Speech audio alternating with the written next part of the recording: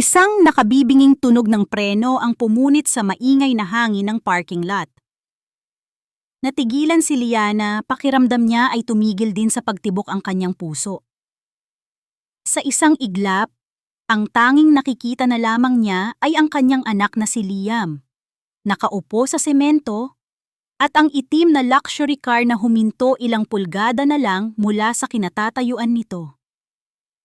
Ang pulang lobo na hinahabol ng bata kanina ay marahan ng lumilipad paakyat sa kalangitan, tila isang paalam. Naramdaman niya ang paghigpit ng hawak ng kakambal nitong si Lia sa kanyang palda. Ang munting katawan nito ay nanginginig sa takot. Ngunit ang katawan ni Liana ay hindi man lang makagalaw. Tila nanigas ang kanyang mga paa sa sahig. Dahan-dahang bumukas ang pinto ng sasakyan. Isang pares ng mamahaling leather shoes ang unang lumabas. Sumunod ang isang lalaking matangkad, nakasuot ng isang business suit na tila isinukat para lamang sa kanya. Bawat galaw nito ay puno ng kumpiyansa at kapangyarihan. At nang mag-angat ito ng tingin, ang lahat ng hangin sa baga ni Liana ay tila ninakaw. Ang pamilyar na mukha, ang matalim na panga, ang mga matang iyon, mga matang minsan na niyang minahal ng higit pa sa kanyang buhay. Ang mga matang minsan na niyang tinalikuran. Marco. Bumalik sa alaala ni Liana ang pag-uusap nila kaninang umaga. "Sigurado ka ba talaga rito, anak?" Tanong ng kanyang tatay Roding habang maingat siyang tinutulungan ni Liana na makasakay sa taxi. Ang init ng Maynila ay agad sumalubong sa kanila. Isang malagkit na paalala ng buhay na iniwan nila 3 taon na ang nakalipas. "Kailangan po, tay, para po sa check-up ninyo," sagot ni Liana, pilit na ngumingiti. "Saglit lang naman tayo." Sa loob ng 3 taon, ang malamig at payapang hangin ng Tagaytay ang naging kanlungan nila. Doon, malayo sa gulo ng syudad, pinalaki niya ang kanyang kambal. Doon, sinubukan niyang kalimutan ang lahat, ngunit ang Maynila, kasama ang lahat ng alaala nito, ay tila isang halimaw na naghihintay lamang sa kanyang pagbabalik. "Mama, look! Ang daming cars!" Masayang sigaw ni Liam mula sa bintana ng taxi. "And big buildings!" Dagdag naman ni Lia, ang mga mata ay nanlalaki sa pagkamangha. Napangiti si Liana ng mapait. Ang mga gusaling iyon, ang mga kotseng iyon ang mundo ni Marco. Isang mundong hindi na siya kabilang. Isang mundong kailanman ay hindi dapat malaman ang tungkol kina Liam at Lia. Pagkatapos ng check-up ng kanyang ama sa ospital, dumaan sila sa isang malaking mall para bumili ng mga gamot nito.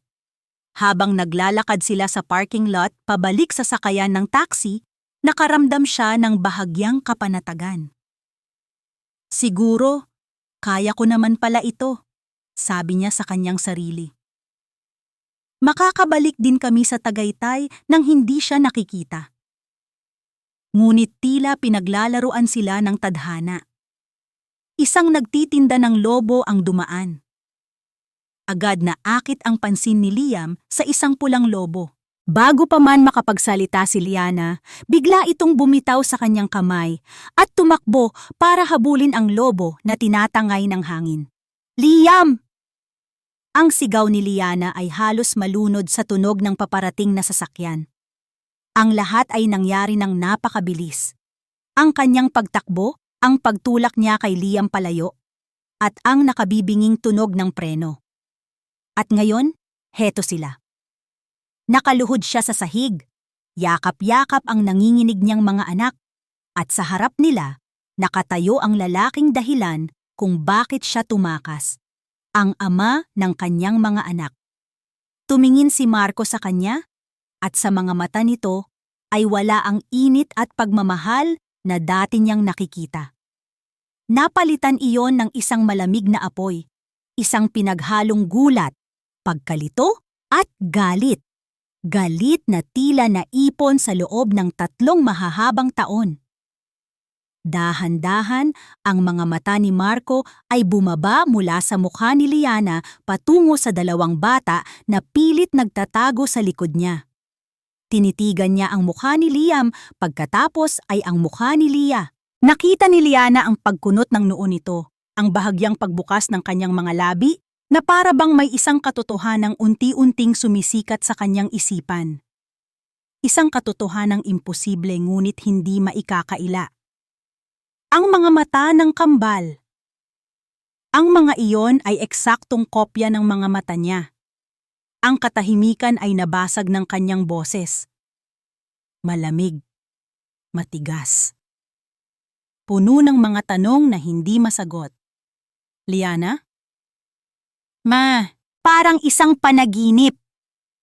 Isang masamang panaginip na pilit niyang iwinawaksi sa loob ng 3 taon. Nakatayo lang si Marco, ang mga paa ay tila nakabaon sa sementadong sahig ng parking lot. Ang pangalang Liana na namutawi sa kanyang mga labi ay parang lason na kumalat sa buong sistema niya. Ang babaeng nag-iwan sa kanya ng walang anumang salita. Ang babaeng bumasag sa puso niya at sa lahat ng pangarap na binuo nila. Nandito siya. Sa harap niya. Ang galit na inipon niya sa loob ng 1,000. 75 araw ay biglang sumiklab. Isang nag-aalab na apoy na gustong-gusto siyang sunugin. Gusto niyang sumigaw. Gusto niyang isumbat ang lahat. Saan ka nang galing? Ang boses niya ay halos hindi niya makilala. Matigas. Walang emosyon. Isang pader na itinayo niya para itago ang sakit. Nakita niya ang pagkatakot sa mga mata ni Liana. Ang pamumutla ng mukha nito. Niyakap nito ng mahigpit ang 2 bata sa likod niya, na para bang gusto niya itong protektahan mula sa kanya. Sa kanya! Ang lalaking minsan ay nangakong poprotektahan siya sa lahat. Hindi ito sumagot. Yumuko lang ito, umiiwas sa kanyang mga titig. At ang pananahimik na iyon ang lalong nagpagalit sa kanya. Katulad na katulad noon. Walang paliwanag, walang dahilan. Isang biglaang paglalaho na tila bula. At ngayon, sa kanilang muling pagkikita, katahimikan pa rin ang isinasagot nito sa kanya. Isang insulto sa lahat ng pinagsamahan nila. Tinanong kita, Liana, bakit ka nawala? Mariin niyang tanong. Bawat salita ay may diin. Marco, pakiusap. Halos pabulong na sabi nito. Umalis ka na. Umalis? Isang mapaklang tawa ang kumawala sa kanya. Ako pa ang aalis? Matapos ang 3 taon, iyan lang ang sasabihin mo sa akin? Muling bumagsak ang tingin niya sa 2 bata. Isang lalaki, isang babae. Parehong nakatingin sa kanya nang may halong takot at pagtataka.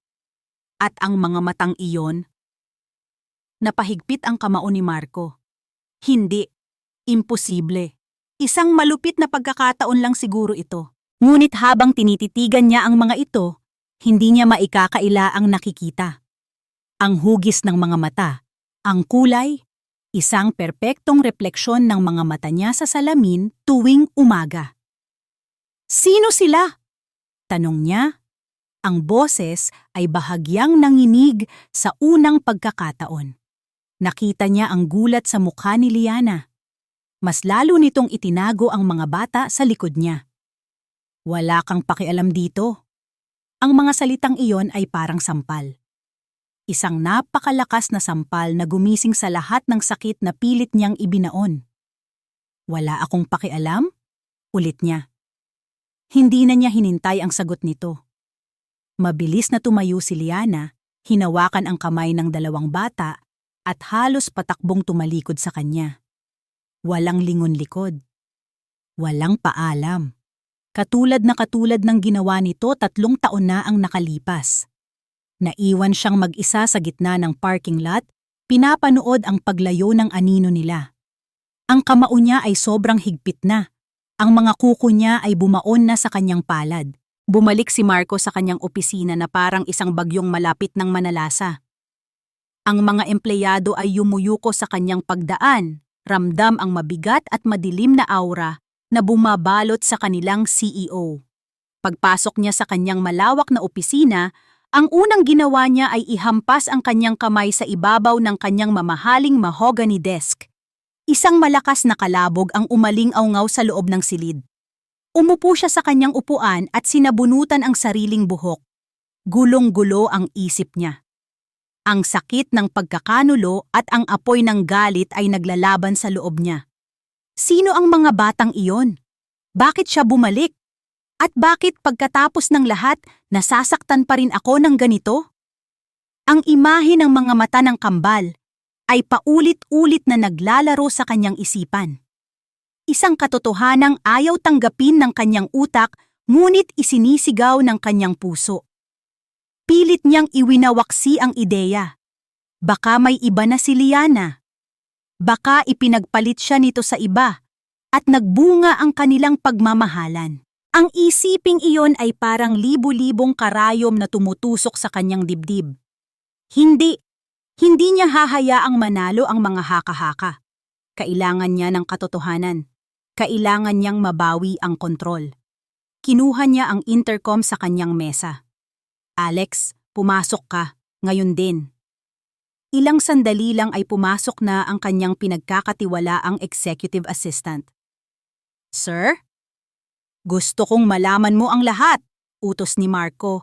Ang boses ay walang bahid ng anumang emosyon. Lahat ng tungkol kay Liana Reyes sa loob ng nakalipas na 3 taon. Kung saan siya tumira, anong ginawa niya, sino ang mga kasama niya. Lahat. Gusto ko ng report sa mesa ko sa lalong madaling panahon. Masusunod po, sir. Magalang na sagot ni Alex bago mabilis na lumabas ng silid. Ilang oras ang lumipas na tila mga taon. Hindi mapakali si Marco. Hindi niya magawang mag-focus sa mga dokumentong nasa harap niya.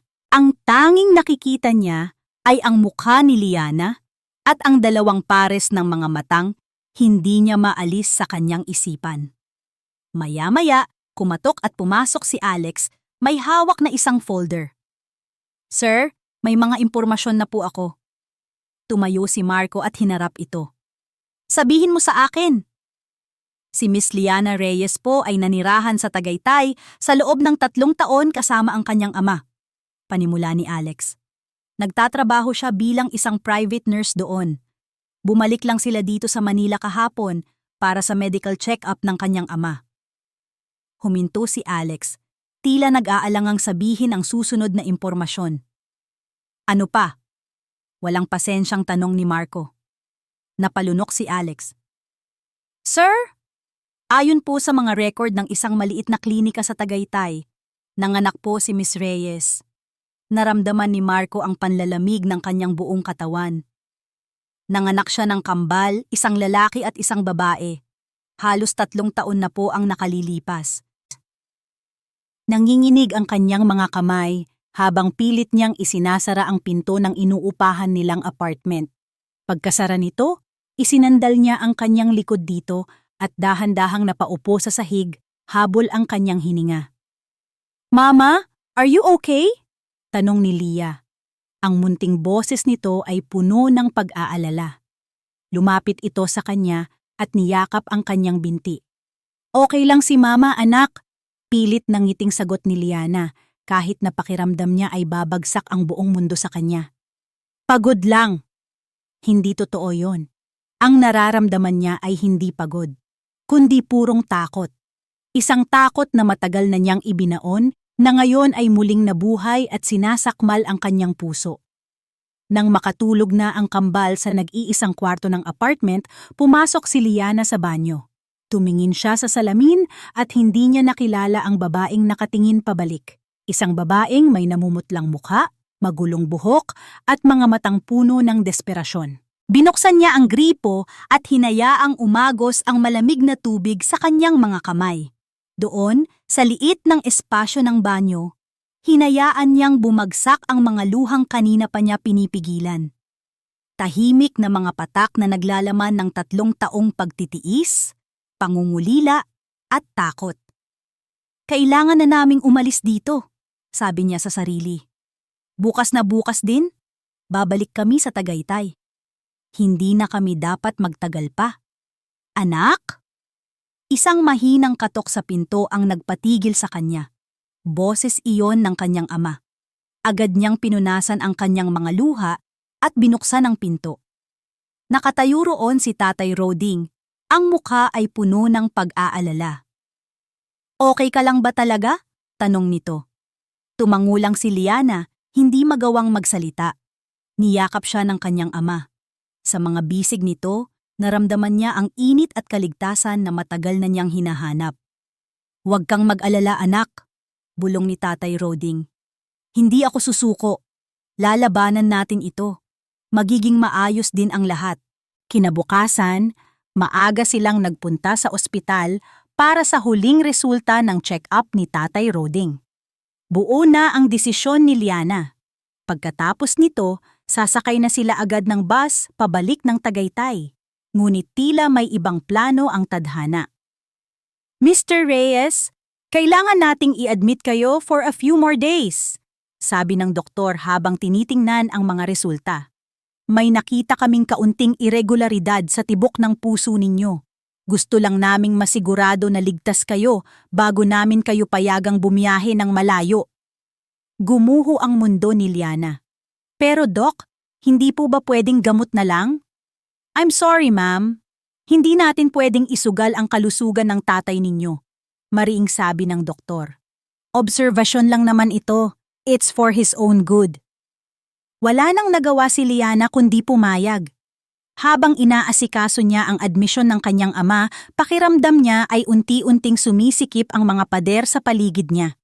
Bawat segundong mananatili sila sa Maynila ay isang panganib.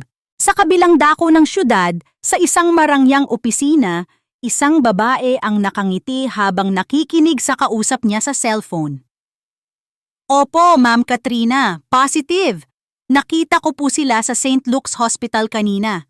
Kasama niya ang isang matandang lalaki at 2 bata, sabi ng boses sa kabilang linya. Good! Sagot ni Katrina, isang ngiting hindi umabot sa kanyang mga mata ang dahan-dahang gumuhit sa kanyang mga labi. Keep watching them. I-report mo sa akin ang bawat galaw nila. Ibinaba niya ang tawag at umikot sa kanyang swivel chair para harapin ang malawak na tanawin ng syudad mula sa kanyang bintana. 3 taon. 3 taon siyang naging anino ni Marco, isang tapat na kaibigan, isang mahusay na legal counsel. 3 taon siyang matiyagang naghintay na makalimutan ni Marco ang babaeng iyon. At ngayong malapit na niyang makuha ang gusto niya, bigla itong babalik. Hindi ako papayag, sabi niya sa kanyang isipan. Akin lang si Marco. Akin lang. Kinuha niya ang kanyang handbag at lumabas ng opisina. Alam niya kung saan siya pupunta. Naabutan ni Katrina si Marco sa opisina nito. Nakatayo malapit sa bintana. Malalim ang iniisip. Ang report ni Alex ay nakakalat sa kanyang mesa. Marco? Malambing na tawag ni Katrina. Lumingon si Marco. Ang muka ay puno ng pagod at sakit. Katrina, anong ginagawa mo rito? Nabalitaan ko ang nangyari, sabi niya. Lumapit at marahang hinaplos ang braso nito na para bang nag-aalala. Isang kaibigan ang nakakita sa inyo sa parking lot. Okay ka lang ba?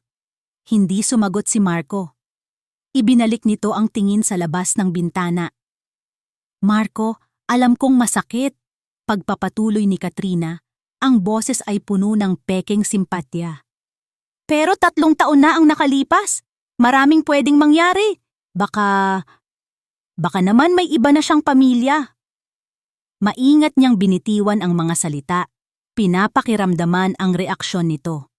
Nakita niya ang pagtiim ng bagang ni Marco.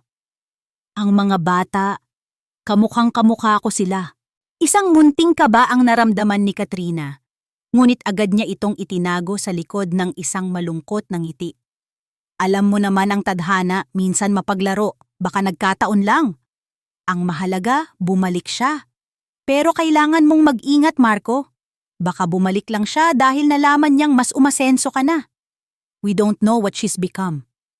Bawat salita niya ay isang buto ng lason.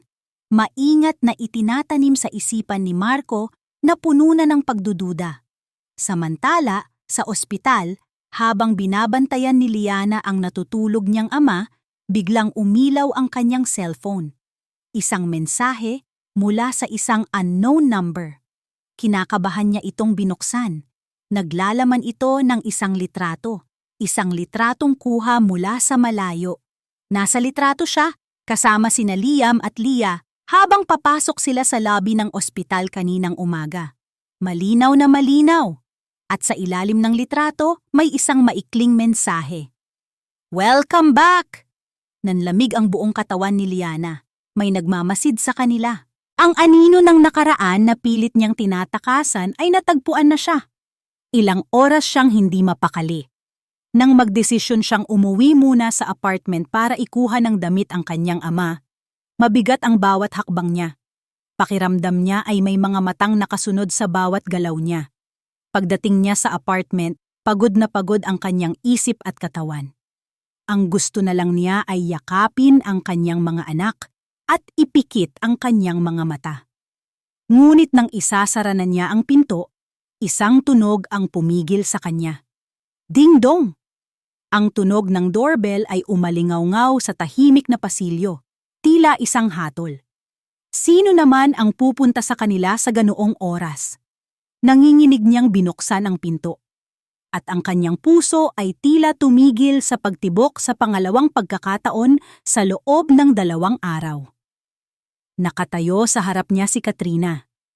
Ang babaeng huli niyang nakausap bago siya tumakas. Nakangiti ito sa kanya. Isang ngiting puno ng paghamak at tagumpay. "We need to talk, Liana," sabi ni Katrina. Ang boses ay kasing lamig ng yelo. "About old secrets?" Pinagmasdan ni Katrina si Liana na nakatayo sa may pintuan. Nanginginig na parang isang basang sisiw sa gitna ng ulan. Napangisi siya sa kanyang isipan. Ganito pa rin ito. Mahina. Madaling takutin. "Hindi mo ba ako papapasukin?" Tanong ni Katrina, itinaas ang isang kilay. Hindi na niya hinintay ang sagot. Marahan niyang itinulak si Liana papasok at naglakad sa gitna ng maliit na sala na para bang pag-aari niya ang lugar. Ang liit naman pala ng lungga mo," sabi niya habang inililibot ang tingin sa paligid. Bawat sulok ng apartment ay simple lang. Isang lumang sofa, isang maliit na mesa, at ilang laruan ng bata na nakakalat sa sahig. Napangiwi siya sa nakikita. Ito ang buhay na ipinagpalit ni Marco? Isang basurahan. Humarap siya kay Liana na nakatayo pa rin malapit sa pinto, hindi makagalaw. "Huwag kang mag-alala, hindi ako magtatagal," sabi ni Katrina. Ang bawat salita ay may bahid ng panunuya. "Nandito lang ako para ipaalala sa'yo ang usapan natin. Baka kasi sa 3 taon nakalimutan mo na." Lumapit siya at nakita niya ang lalong pagkatakot sa mga mata ni Liana. Gustong-gusto niya ang nakikita niya. Ang kapangyarihang hawak niya sa babaeng ito. "Ang kaso ng tatay mo," bulong niya, tinitiyak na malinaw ang bawat salita. "Ang aksidenteng iyon. Naaalala mo pa ba? Isang tawag ko lang sa mga koneksyon ko, Liana. Isang tawag lang at ang matanda mong ama ay mabubulok sa kulungan habang buhay." Nakita niya ang pagbagsak ng mga luha sa mata ni Liana. "Pakiusap, Katrina. Huwag mong gawin to. Walang kasalanan ng tatay ko." "Talaga ba?" Isang malamig na tawa ang kumawala kay Katrina. "Hindi iyon ang mahalaga. Ang mahalaga ay kung ano ang kaya kong gawin. At alam nating pareho kung ano iyon. Kaya't heto ang babala ko sa'yo. Lumayo ka kay Marco. Hindi ko naman siya nilalapitan. Mabilis na sagot ni Liana. Pero nakita ka na niya. At nakita na niya ang mga bunga ng pagkakamali ninyo. Sabi ni Katrina, ang tingin ay dumapo sa mga laruan sa sahig. Akala mo ba hahayaan kitang sirain ulit ang buhay niya? Ang buhay na dapat ay para sa amin? Tumalikod na si Katrina at naglakad papunta sa pinto. Simple lang ang gusto ko, Liana. Bumalik ka sa kung saang probinsya ka man nanggaling. Mawala ka ulit na parang bula. At siguraduhin mong hinding-hindi na ulit makikita ni Marco ang pagmumukha mo o ng mga anak mo. Malinaw ba? Hindi na niya hinintay ang sagot. Lumabas siya ng apartment, iniwan si Liana na umiiyak at wasak. Habang naglalakad siya palayo, isang alaala ang biglang pumasok sa kanyang isipan. Isang hapon, halos 4 na taon na ang nakalipas. Nakaupo siya sa isang cafe, pinapanood mula sa malayo sina Marco at Liana na masayang nag-uusap sa kabilang mesa. Nakita niya kung paano tumingin si Marco kay Liana.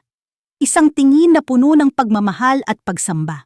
Isang tingin na kailanman ay hindi ibinigay sa kanya ni Marco, kahit na lumaki silang magkasama. Sa sandaling iyon, naramdaman niya ang isang matinding kirot sa kanyang dibdib, na mabilis na naging isang nag-aapoy na galit. Ako dapat yun, naisip niya. Ako ang nararapat para kay Marco. Hindi ang babaeng yan na walang ginawa kundi hilahin siya pababa. Ang pagbabalik ni Liana ay isang banta hindi lang sa mga plano niya, kundi sa buong mundo na binuo niya para sa sarili niya. At hindi siya papayag na masira iyon. Ang babala ay hindi sapat. Kailangan niya ng isang bagay na tuluyang dudurog sa anumang natitirang pagtingin ni Marco para kay Liana. Kailangan niyang patayin ang pag-asa. Kinabukasan, isinagawa na niya ang kanyang plano. Tumawag siya sa isang private investigator na matagal na niyang ginagamit para sa mga maruruming trabaho. Kailangan ko ng lalaki, sabi niya sa telepono, ang boses ay malamig at business-like. Isang mukhang disente pero desperado para sa pera. Papanggapin natin siyang asawa ni Liana Reyes sa Tagaytay. Kailangan ko ng mga litrato. Mga litratong magpapatunay na may masaya silang pamilya. Magpakuha ka ng mga litrato niya kasama ang mga bata. Gawin mong mukhang natural. At kailangan ko rin ng mga pekeng dokumento. Isang marriage contract, kahit peke lang.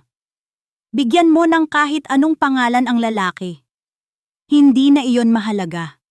Masusunod po, ma'am, sagot ng investigator. At bilisan mo! Dagdag ni Katrina. Kailangan ko ng mga iyan bago matapos ang araw. Ibinaba niya ang tawag. Isang pakiramdam ng kapangyarihan ang dumaloy sa kanyang mga ugat. Ito ang laro niya. Ang batas, ang katotohanan, lahat ay pwedeng baluktutin. Kailangan mo lang malaman kung paano. Kinahapunan, tulad ng inaasahan, dumating ang isang envelope sa kanyang opisina. Sa loob, naroon ang mga litrato. Isang lalaking nakangiti, inaakbayan si Liana habang buhat nito ang isa sa mga bata. Siyempre, halatang-halata na ang litrato ay kuha ng hindi alam ni Liana at ang lalaki ay idinagdag lang gamit ang Photoshop. Pero sa isang taong gulong-gulo ang isip at puno ng sakit, magiging sapat na itong ebidensya. Mayroon ding pekeng marriage contract. Tinitigan ni Katrina ang mga litrato at isang masamang ngiti ang sumilay sa kanyang mga labi. Perpekto! Ito na ang sandata na tuluyang wawasak sa tiwala ni Marco. Dala ang envelope, nagpunta siya sa opisina ni Marco. Naabutan niya itong nakatulala na naman, halatang wala sa sarili. Marco! Malambing niyang tawag. Lumingon ito, at sa mga mata nito, nakita niya ang isang desperadong paghahanap ng kasagutan. May kailangan kang makita, sabi ni Katrina, Ang boses ay puno ng pag-aalangan at awa, isang perpektong pag-arte. Dahan-dahan niyang inilapag ang envelope sa mesa. Ayoko sanang ipakita sa'yo to. Ayokong masaktan ka pa. Pero bilang kaibigan mo, hindi ko kayang hayaan kang mabuhay sa kasinungalingan. Nagtatakang binuksan ni Marco ang envelope. Isa-isa niyang tiningnan ang mga litrato. Nakita ni Katrina ang unti-unting pagbabago sa ekspresyon nito. Ang pagkalito ay napalitan ng sakit at ang sakit ay napalitan ng isang malamig at matigas na galit. Tumingin ito sa kanya, ang mga mata ay nagtatanong.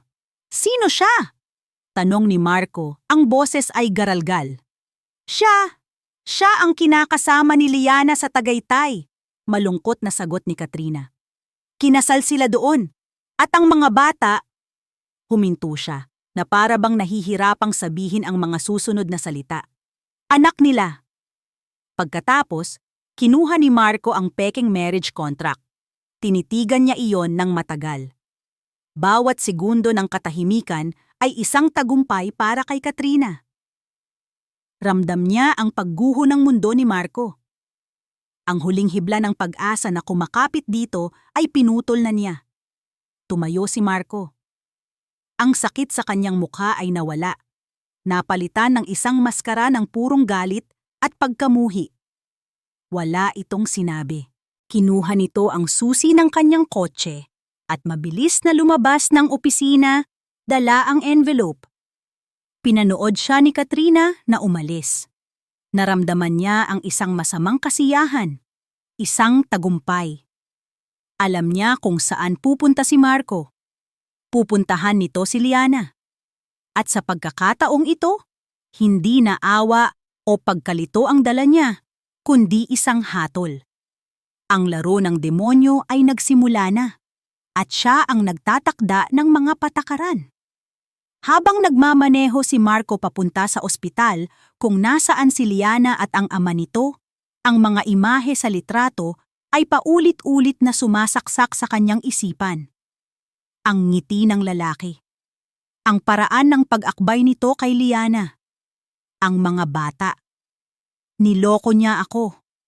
Mula pa sa simula, niloko na niya ako. Ang sakit ay napakalalim, napakatindi, na halos hindi na niya maramdaman. Ang tanging nangingibabaw na lang ay ang galit. Isang galit na naghahanap ng mapagbubuntunan. Ipinark niya ang kanyang kotse ng padabog. Mabilis siyang bumaba, hawak ng mahigpit ang envelope na naglalaman ng mga kasinungalingan. Naglakad siya papasok ng ospital. Ang bawat hakbang ay mabigat sa puot at pagkabigo. Nakita niya si Liana sa may hallway malapit sa kwarto ng ama nito. Nag-uusap sila ng isang nurse. Nang makita siya ni Liana, agad itong namutla.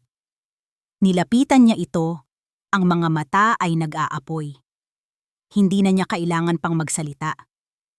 Ang puting pader ng ospital ay tila sumisikip sa paligid ni Marco habang naglalakad siya sa pasilyo.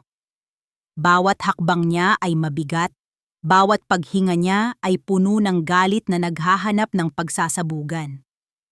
Nakita niya si Liana sa loob ng kwarto ng ama nito. Inaayos ang kumot nito. Sa isang saglit, isang imahe mula sa nakaraan ang pumasok sa isip niya, si Liana, na inaalagaan siya noong minsan siyang magkasakit. Ang lambing, ang pag-aalala, ngunit ang alaalang iyon ay mabilis na nilamon ng apoy ng pagkakanulo. Ang mga litrato sa loob ng envelope na hawak niya ay sumisigaw ng ibang katotohanan. Pumasok siya sa kwarto nang walang katok. Nag-angat ng tingin si Liana. At ang pag-aalala sa mukha nito ay napalitan ng gulat at takot nang makita siya. Marco! Hindi siya nagsalita. Lumapit siya sa kama kung saan nakahiga ang ama ni Liana. Walang pakundangan, ibinagsak niya ang laman ng envelope sa ibabaw ng kama. Kumalat ang mga litrato. Mga litrato ng isang masayang pamilya na hindi siya kasama. Ano to, Liana? Tanong niya. Ang boses ay kalmado sa isang paraan na mas nakakatakot pa kaysa sa sigaw. Ipaliwanag mo sa akin kung ano ang mga to. Napatingin si Liana sa mga litrato. Nakita ni Marco ang paglaki ng mga mata nito. Ang pagkawala ng lahat ng kulay sa kanyang mukha. Tumingin ito sa kanya. Ang mga mata ay puno ng hindi maipaliwanag na sakit. Sabihin mo sa akin na hindi totoo yan. Pagpapatuloy ni Marco. Ang boses ay nagsisimula ng manginig sa pinipigilang galit. Sabihin mo sa akin na ang lalaking yan ay hindi mo asawa, na ang mga batang iyon? Sabihin mo sa akin, Liana! Ang sigaw niya, ang boses ay basag na sa halo-halong sakit at galit. Sabihin mo sa aking kasinungalingan ang lahat ng ito! Hinawakan ni Liana ang mga litrato. Nanginginig ang kanyang mga kamay habang tinitingnan ang sarili niyang mukha na kasama ang isang lalaking hindi niya kilala. Isang perpekteng montage ng kasinungalingan. Alam niya kung kaninong gawa ito. Si Katrina. Ang demonyo sa kanyang nakaraan ay hindi pa tapos sa kanya. Marco, pakiusap, maniwala ka sa akin. Nagsusumamong sabi niya. Ang mga luha ay nagsisimula nang mamuo sa kanyang mga mata. Hindi totoo yan. Ngunit ang kanyang pagsusumamo ay mahina. Ang takot sa banta ni Katrina sa kanyang ama ay parang isang busal sa kanyang bibig. Pumipigil sa kanya na sabihin ang buong katotohanan. Ang kanyang pag-aalinlangan, ang kanyang mga luhang hindi niya mapigilan.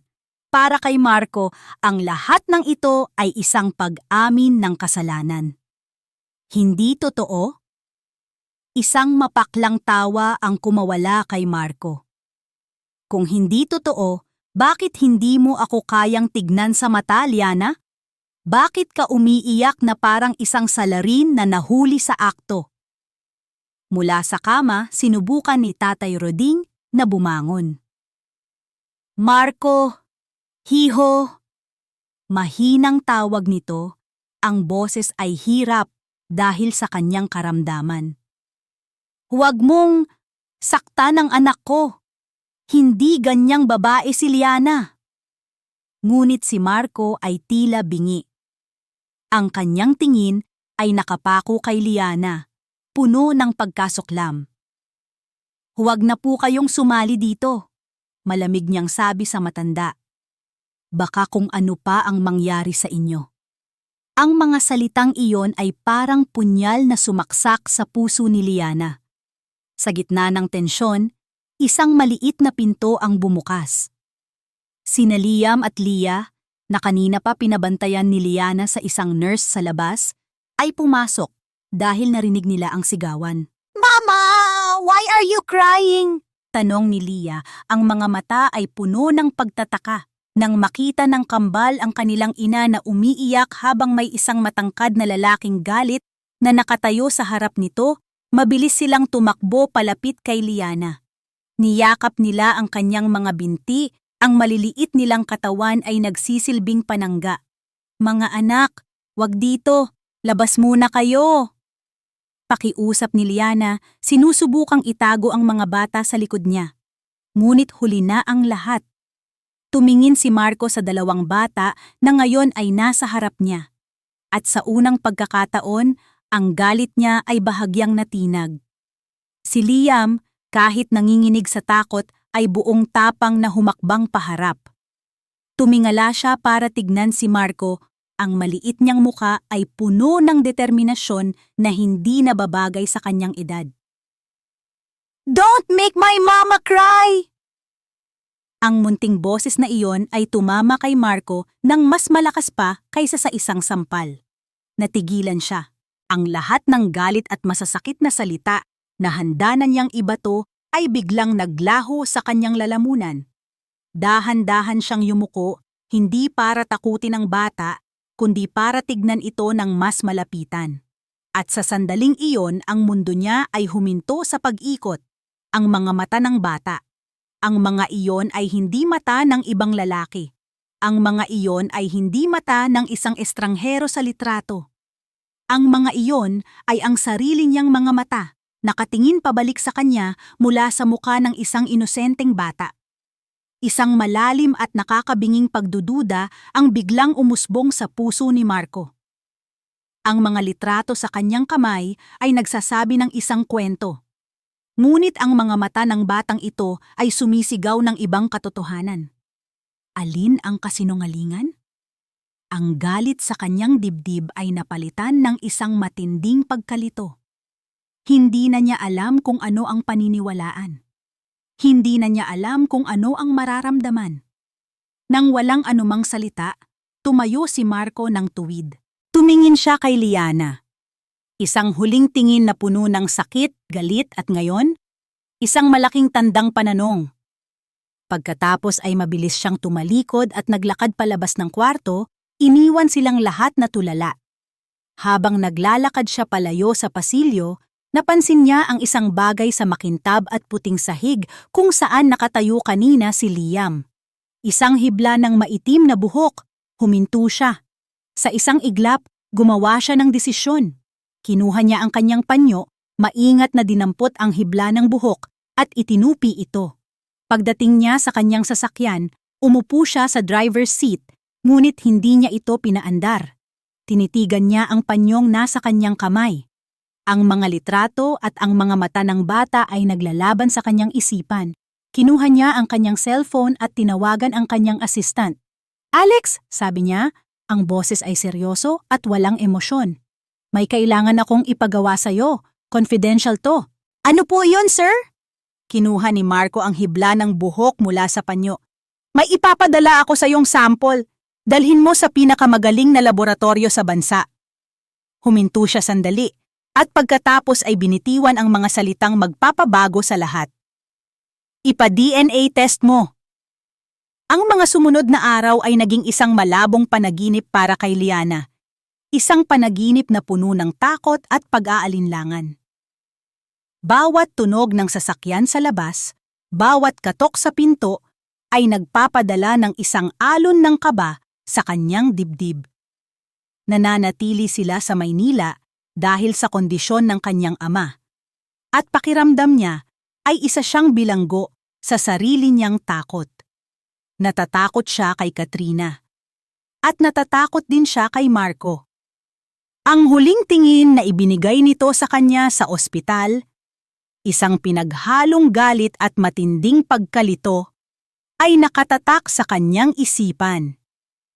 Sa gabi, kapag tulog na ang kanyang ama sa ospital at ang mga anak niya ay nasa kanyang tabi sa maliit na kama, doon lang siya nakakahanap ng kaunting kapayapaan. Isang gabi, habang hinahaplos niya ang buhok ni Leah, nagsimula siyang magkwento.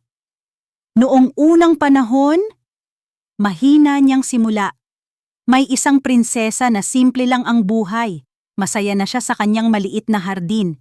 Isang araw, nakilala niya ang isang prinsipe. Mabait ang prinsipe at minahal siya nito ng buong puso. "Tapos, Mama?" tanong ni Liam, ang mga mata ay nakapikit na ngunit ang isip ay gising na gising. Napangiti si Liana ng mapait.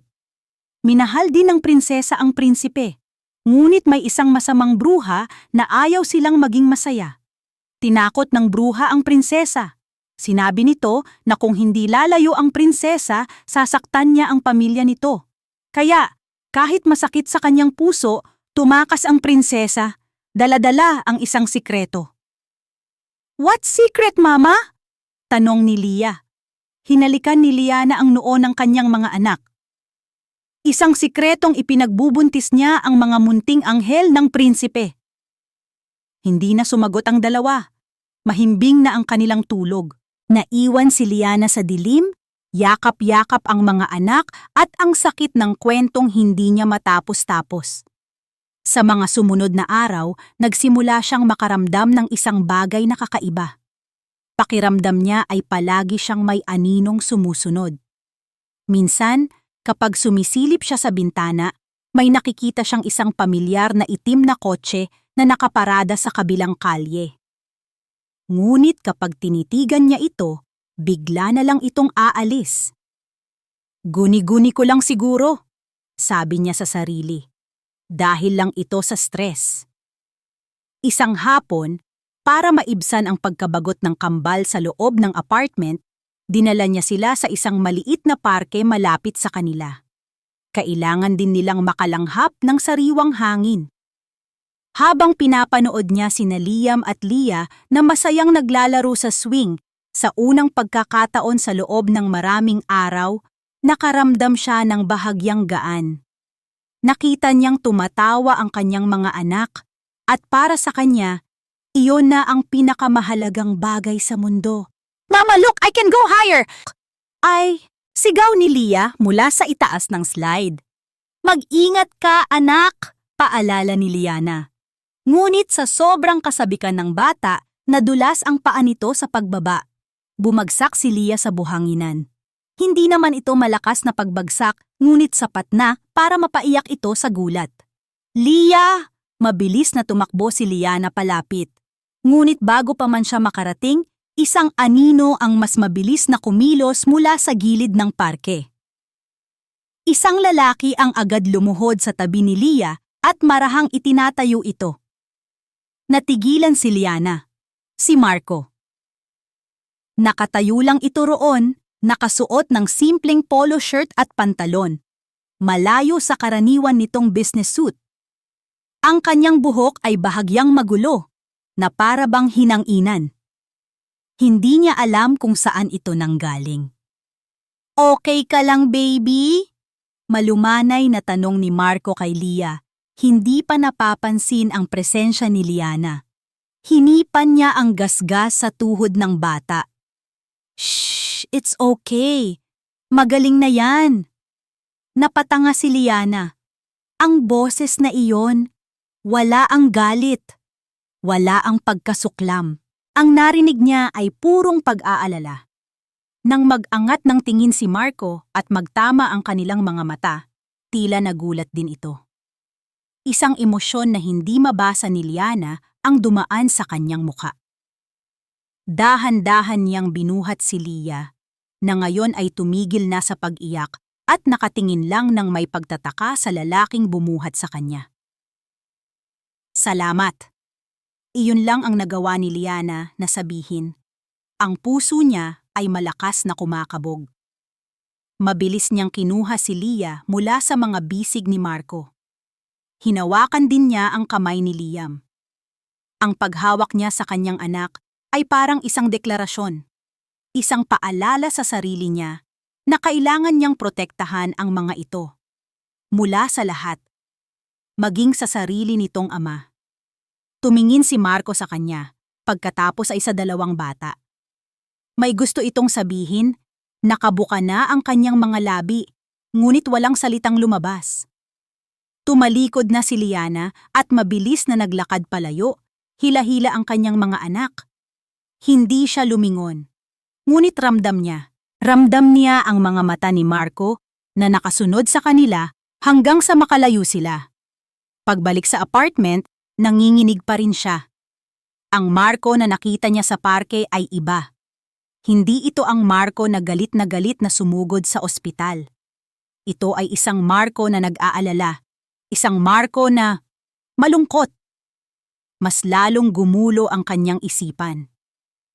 Sa kabilang dako, pag-alis ni Liana, naiwan si Marco na nakatayo sa gitna ng parke. Ang pakiramdam ng pagyakap sa munting katawan ni Leah ay nanatili sa kanyang mga braso. Ang init, ang gaan, ang isang pakiramdam ng pagiging buo na hindi niya kailanman naramdaman. Ang lahat ng pagdududa, ang lahat ng galit na itinanim ni Katrina sa kanyang isip ay unti-unting gumuho sa bawat segundong pinagmamasdan niya si Liana at ang mga bata mula sa malayo sa mga nakaraang araw. Nakita niya ang pagmamahal, nakita niya ang sakripisyo, at iyon ay hindi mga gawa ng isang manloloko. Biglang nagring ang kanyang cellphone. Isang tawag mula kay Alex. Huminga siya ng malalim bago ito sagutin. "Alex!" Isang sandali ng katahimikan ang sumunod sa kabilang linya. Pagkatapos ay nagsalita si Alex. Ang boses nito ay formal, ngunit may halong panginginig. "Sir, dumating na po ang resulta." Naramdaman ni Marco ang pagbilis ng tibok ng kanyang puso. Ito na, ang sagot sa lahat ng tanong. And isang buntong hininga ang narinig niya mula kay Alex. "Sir, ang resulta po ng DNA test, 99.99%. Huminto si Alex na tila hinahayaan ang mga salitang iyon na bumaon.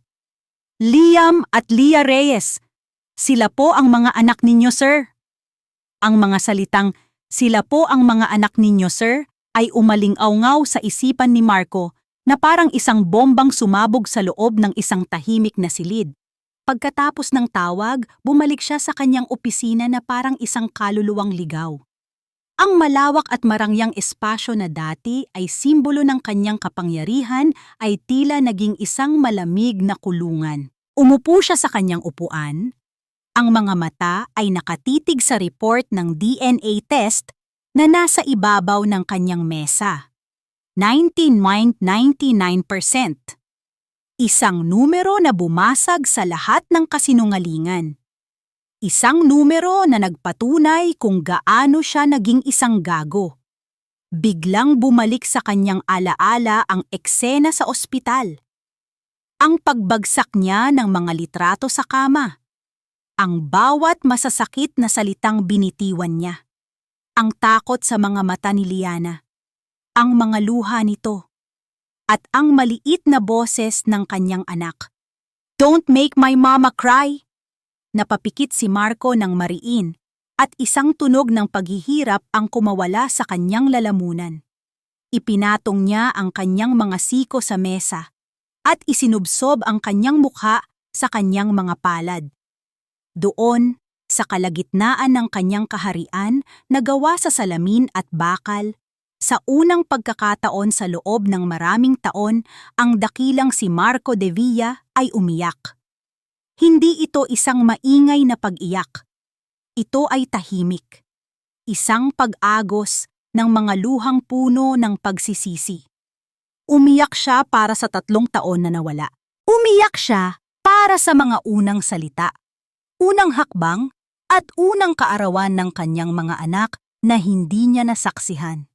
At higit sa lahat, umiyak siya para sa sakit na idinulot niya sa babaeng minsan niyang ipinangakong aalagaan. Hindi siya pwedeng manatili roon. Bawat segundo na lumilipas ay isang segundong nasasayang. Kailangan niyang pumunta sa kanila. Kailangan niyang humingi ng tawad. Nagmaneho siya papunta sa apartment ni Liana na parang hinahabol ng demonyo. Ang demonyo ng sarili niyang pagkakamali. Ngunit pagdating niya sa harap ng pinto, bigla siyang natigilan. Ang kanyang kamay ay nanigas sa ere, hindi magawang kumatok. Ano ang sasabihin niya? Paano niya sisimulan? Paano mo hihingiin ang kapatawaran para sa isang kasalanang kasing laki ng karagatan? Ang CEO na sanay mag-utos at magpasunod sa mga board meeting ay biglang nawalan ng mga salita. Huminga siya ng malalim at sa wakas ay kumatok. 3 marahang katok. Ilang sandali ang lumipas bago bumukas ang pinto. Bumungad sa kanya si Liana. Ang mukha nito ay agad na puno ng pagkatakot at pag-iingat, handang isara muli ang pinto anumang oras. Ngunit natigilan ito nang makita ang kanyang mukha. Wala na ang galit, wala na ang pagkasuklam. Ang nakikita lang nito ay isang lalaking wasak na may mga matang namumugto at puno ng pagsisisi. Walang salitang namutawi sa pagitan nila. Ang tanging naroon ay ang bigat ng mga damdaming hindi masabi. At sa wakas, nagsalita si Marco. Ang boses niya ay halos pabulong, basag sa emosyon. "Sorry, Liana." Isang butil ng luha ang pumatak mula sa kanyang mata. "Sorry sa lahat." Nakita niya ang pagbagsak din ng mga luha ni Liana. Hindi dahil sa takot, kundi dahil sa bigat na sa wakas ay nabitawan. Mula sa likod ni Liana, sumilip ang dalawang pares ng maliliit na mata. Sina Liam at Leah. Nakatingin sila sa kanya, puno ng pagtataka. Dahan-dahan, lumuhod si Marco sa sahig. Ibinaba niya ang kanyang sarili sa level nila. Tinanggal ang lahat ng bakas ng kapangyarihan at pagmamataas. Tumingin siya sa kanyang mga anak, ang puso niya ay parang pinipiga. "Hi!" Mahina niyang sabi, isang pilit na ngiti ang sumilay sa kanyang mga labi. Tumingin siya kay Liam, pagkatapos ay kay Leah. Ako ang papa ninyo." Nagkatinginan ang dalawang bata, pagkatapos ay tumingin sa kanilang ina na para bang nagtatanong kung totoo ba ang narinig nila. Marahang tumango si Liana habang patuloy na umaagos ang luha sa kanyang mga pisngi. Si Leah ang unang kumilos. Dahan-dahan itong humakbang palapit, ang mga mata ay puno ng kuryosidad. Itinaas nito ang kanyang maliit na kamay at marahang idinampi sa pisngi ni Marco kung saan may bakas pa ng luha. Ang simpleng pagdampi na iyon ay sapat na para tuluyang gumuho ang lahat ng pader na itinayo ni Marco sa paligid ng kanyang puso. Ibinuka niya ang kanyang mga braso. Pwede ko ba kayong yakapin?" Nag-alinlangan pa si Liam, ngunit nang makita niyang lumapit si Leah, sumunod na rin ito. Lumapit sila sa mga bisig ni Marco. At sa unang pagkakataon, nayakap ni Marco ang kanyang mga anak. Naramdaman niya ang maliliit nilang katawan na nakasiksik sa kanya. Naamoy niya ang kanilang buhok. Naramdaman niya ang mainit nilang hininga. Isang pakiramdam ng pagiging buo. Isang piraso ng kanyang pagkatao na hindi niya alam na nawawala pala ay sa wakas. Natagpuan na niya. Isinubsob niya ang kanyang mukha sa kanilang mga balikat at hinayaan ang sariling damhin ang sandaling iyon. Pagkatapos ng ilang sandali, marahan siyang tumayo. Hawak-hawak pa rin ang mga kamay ng kanyang mga anak. Tumingin siya kay Liana, ang kanyang mga mata ay puno ng isang bagong pag-asa. "Liana," sabi niya, "uuwi na tayo, tayong lahat." Ngunit ang pag-asang iyon ay biglang naglaho nang makita niya ang ekspresyon sa mukha ni Liana. Kahit na may luha ng kaligayahan sa mga mata nito, naroon pa rin ang isang malalim na anino ng takot. Umiling ito ng marahan. "Hindi tayo pwedeng maging magkasama, Marco," sabi ni Liana. Ang boses ay nanginginig at puno ng kawalan ng pag-asa. Hindi niya tayo titigilan. Ang mga sumunod na oras ay parang isang eksena mula sa isang pelikulang matagal na niyang pinangarap. Sa sahig ng maliit na sala, nakaupo si Marco habang pilit niyang tinuturuan si Liam kung paano buuin ang isang maliit na laruang kotse. Tawa ng tawa si Leah sa tuwing magkakamali ang kanyang ama. "Papa, it's upside down!" Sigaw ng munting dalagita, sabay turo sa gulong na binaliktad ni Marco. Napakamot sa ulo si Marco. Isang ngiting bahagyang nahihiya ang sumilay sa kanyang mga labi. "Sorry, champion. Papa is still learning." Mula sa may kusina, pinapanood sila ni Liana. Ang puso niya ay isang magulong hardin ng magkasalungat na emosyon. Isang parte nito ay sumisigaw sa kaligayahan. Ganito pala ang pakiramdam, naisip niya. Ang makita silang buo, ang marinig ang tawag na papa mula sa mga labi ng aking mga anak. Ngunit ang kabilang parte ng kanyang puso ay sinasakal ng takot. Ang bawat halakhak ay may kasamang anino. Ang bawat ngiti ay may kasamang pait. Ang kaligayahang ito ay parang isang babasaging figurin. Napakaganda, ngunit anumang oras ay pwedeng mabasag. Lumapit sa kanya si Marco. Iniwan ang mga bata na abala pa rin sa paglalaro. "Okay ka lang?" Malumanay niyang tanong. Tumango lang si Liana. Hinawakan ni Marco ang kanyang mga kamay. Ang init niyon ay ang parehong init na hinanap-hanap niya sa loob ng 3 taon. "Liana, makinig ka sa akin," Seryoso niyang sabi. Alam ko natatakot ka. Pero nandito na ako. Hindi ko hahayaang saktan ka niya o ang pamilya natin. Poprotektahan ko kayo. Gusto niyang maniwala. Gustong-gusto niyang kumapit sa pangakong iyon. Ngunit ang imahe ng mukha ni Katrina, ang malamig at kalkuladong ngiti nito, ay hindi maalis sa kanyang isipan.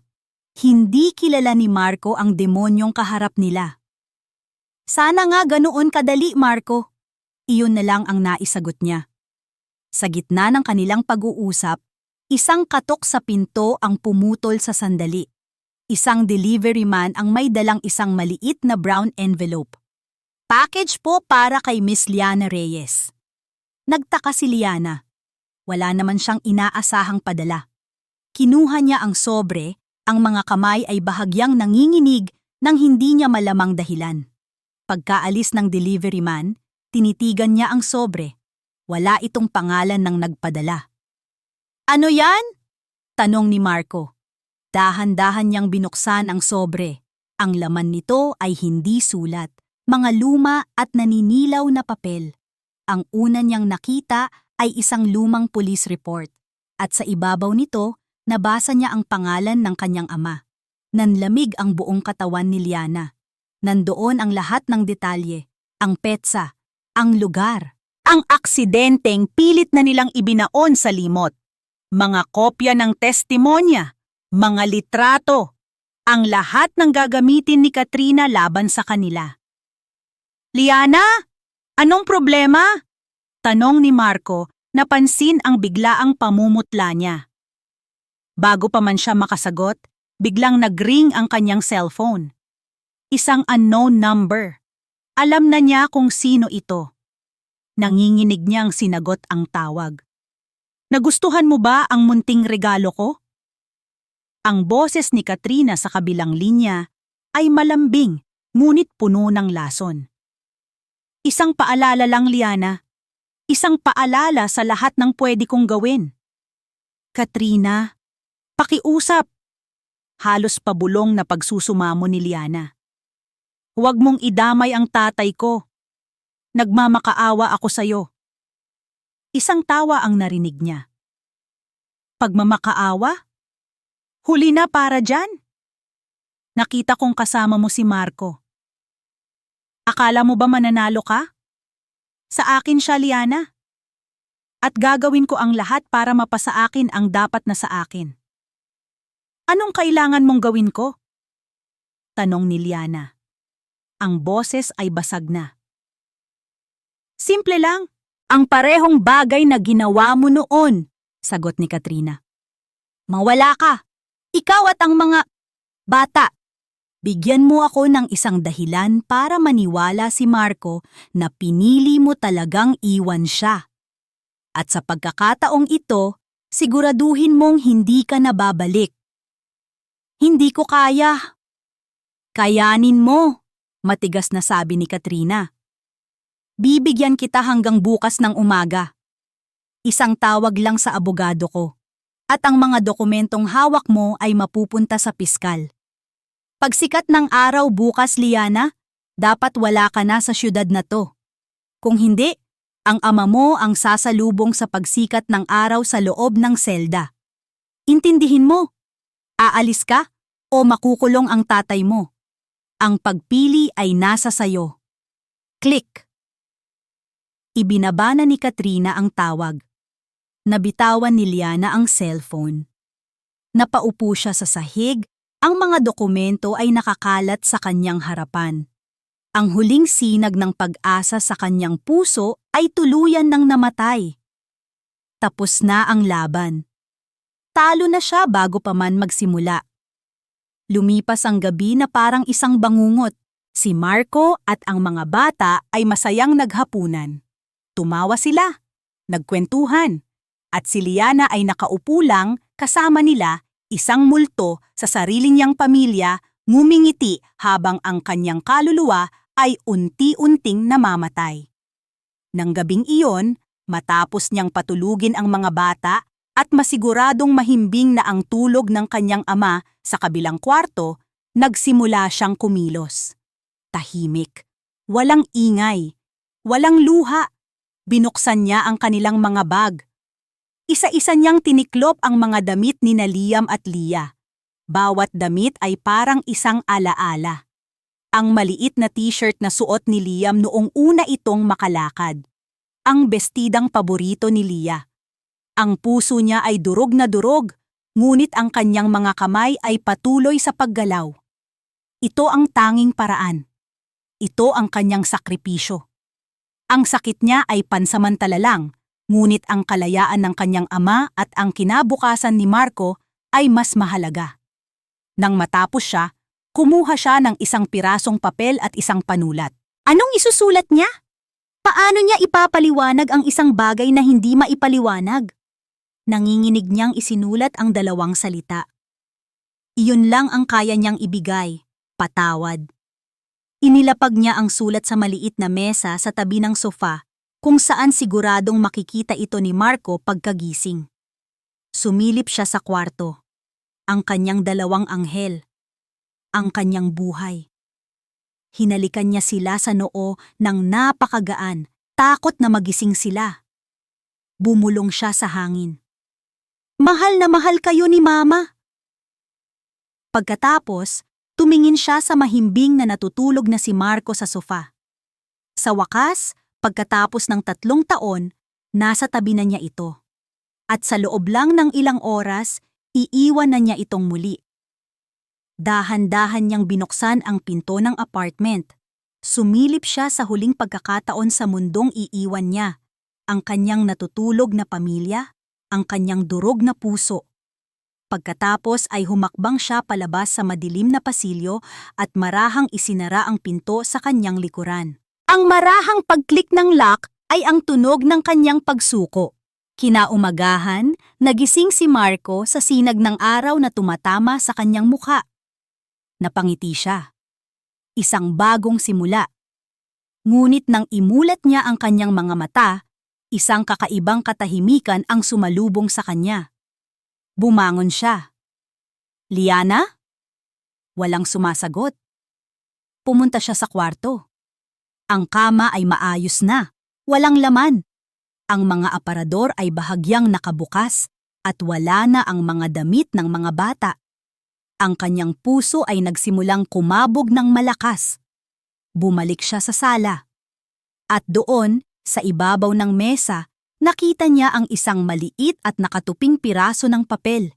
Kinuha niya ito, binuksan, at nabasa ang isang salita na isinulat ng may nanginginig na kamay. Patawad! Mushu! Ang salitang patawad ay parang isang lason na dahan-dahang kumakalat sa buong sistema ni Marco. Hindi! Hindi pwede! Hindi ulit! Isang mabanggis na sigaw ang kumawala mula sa kanyang lalamunan, isang sigaw ng pagkabigo at purong sakit. Itinapon niya ang papel at halos patakbong nilibot ang maliit na apartment. Liana! Ang tanging sumagot sa kanya ay ang nakabibinging katahimikan. Ang kwarto ay walang tao. Ang mga aparador, nakabukas at walang laman. Ang mga laruan ni Liam at Leah ay maayos na nakasalansan sa isang sulok, na para bang isang huling paalam. Hindi. Hindi ito pag-alis. Ito ay isang pagtakas. At alam niyang may dahilan sa likod nito. Naalala niya ang takot sa mga mata ni Liana kagabi. Ang mga salitang, hindi niya tayo titigilan. May gumawa nito sa kanila. May pumilit sa kanya na umalis. Kinuha niya ang kanyang cellphone. Ang mga daliri ay nanginginig sa galit. Alex! Sigaw niya sa telepono pagkasagot nito. Hanapin mo sila! Si Liana at ang mga bata! I-check mo lahat ng bus terminal sa Metro Manila, lahat ng airport, lahat ng posibleng daan palabas ng syudad. Gamitin mo lahat ng koneksyon natin. Ngayon na! Hindi na niya hinintay ang sagot. Mabilis siyang lumabas ng apartment at sumakay sa kanyang kotse. Nagmaneho siya ng walang direksyon. Ang isip ay isang nag-aalab na bagyo. Saan sila pupunta? Saan niya sila hahanapin? Paulit-ulit na naglalaro sa kanyang isipan ang mga pangyayari kagabi. Ang saya. Ang mga tawa ng kanyang mga anak. Ang matamis na sakit ng pagiging isang ama sa unang pagkakataon. At ngayon, ninakaw na naman iyon sa kanya. Bigla, isang alaala mula sa nakaraan ang pumasok sa kanyang isip. Isang gabi, noong sila pa, nakaupo sila sa may baybayin ng Manila Bay. Kung sakaling gusto mong takasan ng lahat, saan ka pupunta? Tanong niya noon kay Liana. Ngumiti ito. Sa isang lugar na simple lang. Siguro sa probinsya namin, sasakay lang ako ng bus sa Cubao.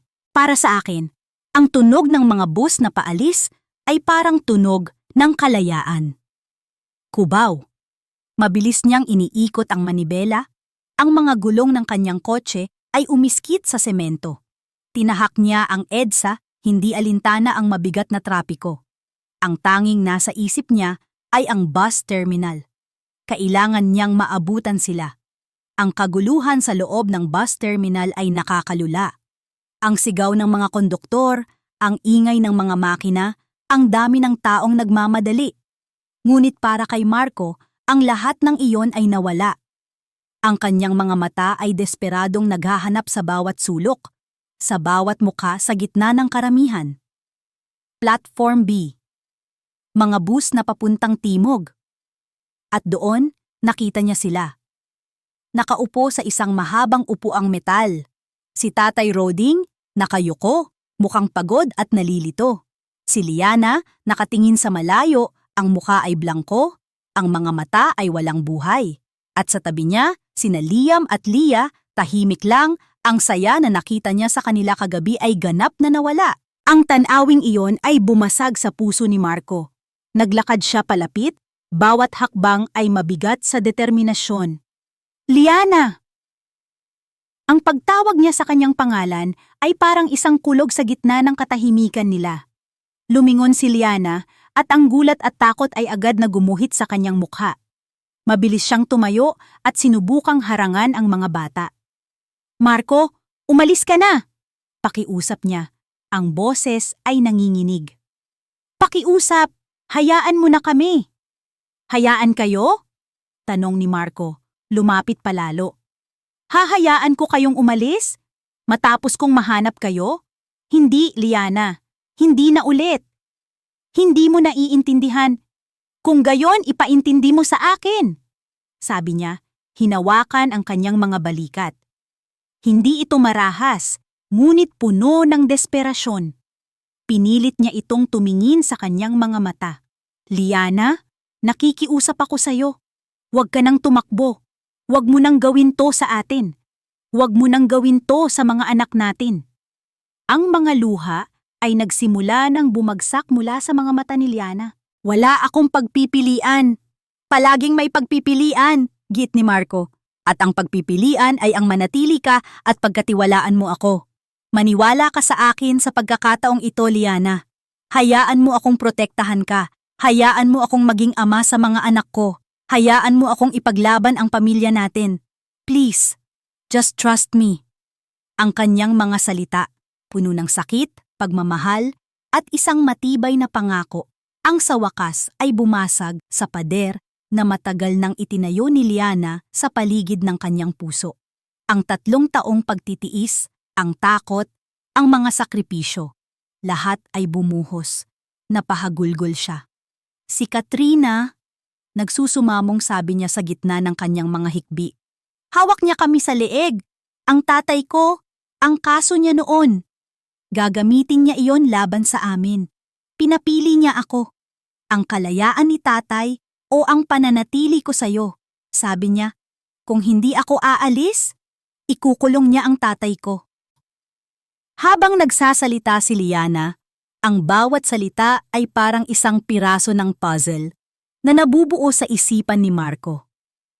Ang biglaang pag-alis noon, ang takot, ang lahat. Si Katrina. Ang sakit sa puso ni Marco ay dahan-dahang napalitan ng isang malamig at nakakamatay na galit. Isang galit na hindi na nakatutok kay Liana, kundi sa babaeng sumira sa kanilang buhay. Niyakap niya si Liana nang mahigpit habang ito ay umiiyak sa kanyang dibdib. Niyakap niya ang kanyang mga anak na ngayon ay lumapit na rin. Shh! Tapos na! Bulong niya, hinahaplos ang buhok ni Liana. Tapos na ang pagtakbo, ako nang bahala.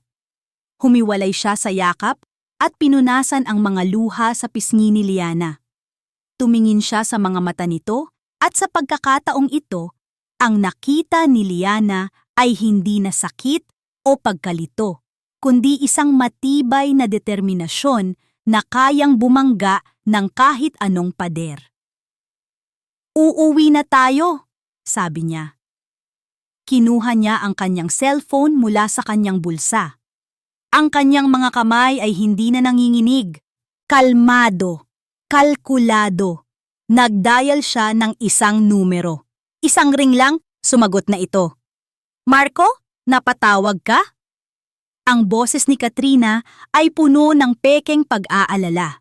Tumingin si Marco kay Liana, isang tingin na nangangakong wawakasan na ang lahat ng ito. "Katrina?" sabi niya. Ang boses ay malamig na parang yelo. Bawat salita ay isang hatol. Tapos na ang laro. Hindi sila bumalik sa maliit na apartment. Sa halip, dinala ni Marco sina Liana at ang kanyang pamilya sa isang mamahaling hotel suite. Isang lugar kung saan walang makakaalam na nandoon sila. Isang lugar kung saan ligtas sila. Walang nakakaalam ng lugar na ito maliban sa akin at sa pinagkakatiwalaan kong assistant, sabi ni Marco habang binubuksan ang pinto. "Magpahinga muna kayo dito. Ako na ang bahala sa lahat." Tumingin si Liana sa paligid. Ang lugar ay malawak at elegante. Isang malaking pagbabago mula sa masikip na apartment. Ngunit kahit na napapaligiran siya ng karangyaan, ang kaba sa kanyang dibdib ay hindi pa rin nawawala. "Marco, anong gagawin mo?" nag-aalalang tanong niya. "Mapanganib si Katrina." Lumapit si Marco at hinawakan ang kanyang pisngi. "Mas mapanganib ako kapag ginalit," sagot nito. Isang malamig na determinasyon ang nasa kanyang mga mata. "Pinagkatiwalaan mo ako, Liana. Hayaan mong patunayan kung tama ang desisyon mo. Magpahinga ka lang. Alagaan mo ang mga bata at si tatay. Babalik ako." Hinalikan niya ito sa noo bago umalis. Iniwan si Liana na may halong takot at isang bagong usbong na pag-asa.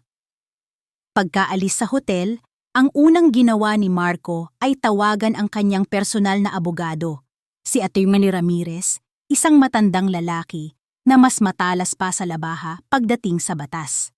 Ikinuwento niya ang lahat, ang pagtakas ni Liana, ang banta ni Katrina, at ang lumang kaso ni Tatay Roding. "Kailangan kong malaman ang lahat tungkol sa kasong iyan, Atty. Ramirez," utos ni Marco. "Bawat detalye, bawat butas. Gusto kong malaman kung bakit ganoon kalakas ang loob ni Katrina na gamitin iyon." Agad na kumilos ang legal team ni Marco. Naghalongkat sila ng mga lumang file, naghanap ng mga record, at sinubukang hanapin ang mga taong sangkot sa kaso maraming taon na ang nakalipas. Para silang mga minero na naghahanap ng isang hibla ng ginto sa gitna ng ton-toneladang putik. Habang nagtatrabaho ang kanyang mga abogado, sinimulan naman ni Marco ang sarili niyang imbestigasyon. Alam niyang konektado ang lahat kay Katrina. Ginamit niya ang kanyang mga koneksyon at resources para suriin ang lahat ng financial records at komunikasyon ni Katrina sa loob ng nakalipas na mga taon. Lumipas ang 2 araw. 2 araw na tila isang dekada para kay Liana. Naghihintay, nag-aalala. Ngunit sa 2 araw na iyon, sa unang pagkakataon sa loob ng 3 taon, nakatulog siya nang walang takot na may kakatok sa kanyang pinto sa kalagitnaan ng gabi. Sa 3 araw, tumawag si Atty. Ramirez. "Marco," sabi ng abogado sa kabilang linya, ang boses ay seryoso. "May nahanap kami. Isang bagay na napakalaki." Agad na nagpunta si Marco sa opisina ng abogado. Sa conference room, naghihintay si Attorney Ramirez kasama ang kanyang team.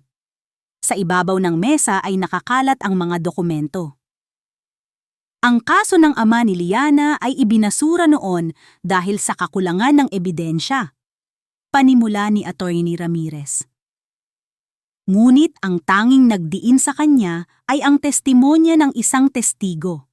Isang street vendor na nakakita raw sa buong pangyayari. Pero may mali, Marco. Sinubukan naming hanapin ang taong iyon. Nagtago siya pagkatapos ng kaso.